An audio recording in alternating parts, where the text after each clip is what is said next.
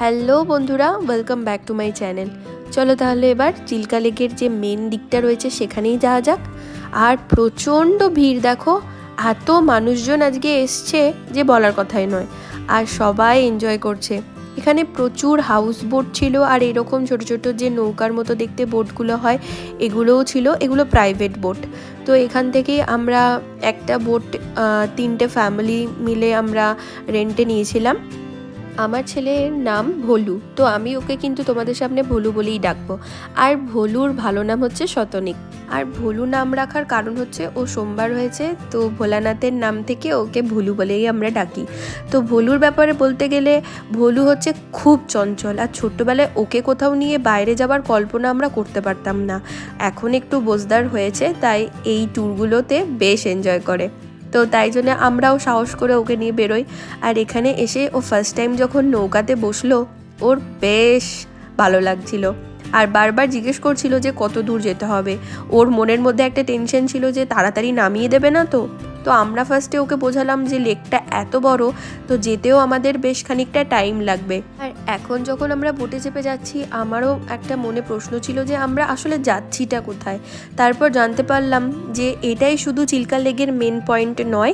Chilka lake যেতে হলে আরও অনেকগুলো পয়েন্টস রয়েছে যেখানে যাওয়া যেতে পারে, বাট আমরা সব থেকে কাছে যেটা ভুবনেশ্বর থেকে সেখানেই এসছিলাম। এটা 96 কিলোমিটার মতো দূরত্বে ছিল। আরও 130 কিলোমিটার দূরে আর একটা লেকের পয়েন্ট রয়েছে যেখানে ডলফিন দেখা যায়। তো আমরা অত দূর যাইনি, যেহেতু বাচ্চা সঙ্গে ছিল আর আমাদের ফেরারও ব্যাপার ছিল। আমি এখানে জলে হাত দেওয়ার অনেক চেষ্টা করছি, কিন্তু অনেকটাই ডিস্টেন্স ছিল, দেখো হাত যাচ্ছিলই না। আর এখানে বোটগুলো যখন যাচ্ছে, যিনি চালক রয়েছেন উনি চারিদিকে খাবার ছড়াচ্ছেন, আর পাখিগুলো এসে খাবারগুলো খাচ্ছে। কি মজা লাগছিল দেখতে, সত্যি অপূর্ব দৃশ্য।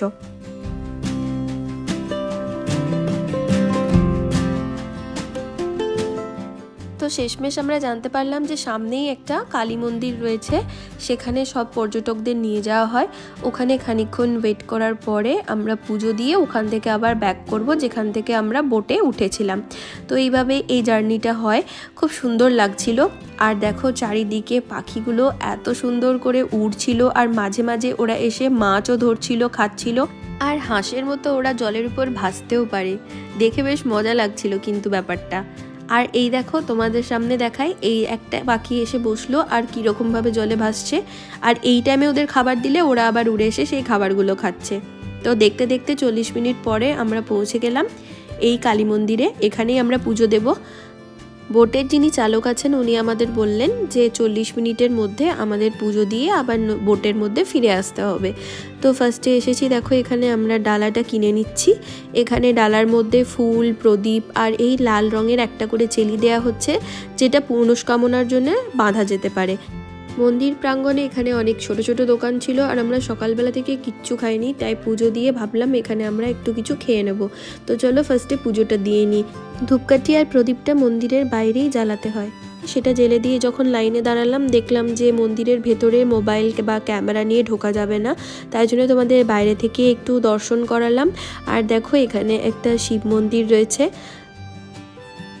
তো এই মন্দিরেও পুজো দেওয়া যায়।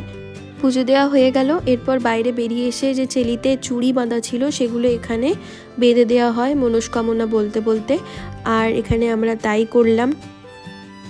মন্দির চত্বরে প্রচুর লোকজনের সমাগম হয়েছে, আর এখানে একটা রেস্টুরেন্ট রয়েছে। তো চলো, অনেকক্ষণ হলো, আমরা সকাল থেকে সত্যিই কিছু খাইনি, সেই লাস্ট ব্রেকফাস্ট করেছি। এখন ঘড়িতে বাজছে প্রায় 3:45। আমরা ভাবলাম একটু খেয়ে নিই। তো এখানে এই চাট টাইপের কিছু একটা পাওয়া যাচ্ছিলো, 3 জনে মিলে আমরা এটাই খেলাম। আর রেস্টুরেন্টে গেলে তো টাইম হবে না খাওয়ার জন্যে। তারপর এসে বোটে বসে পড়লাম। আর এই টাইমের যে সৌন্দর্যটা, সেটা সত্যি ভাষায় প্রকাশ করার মতো নয়।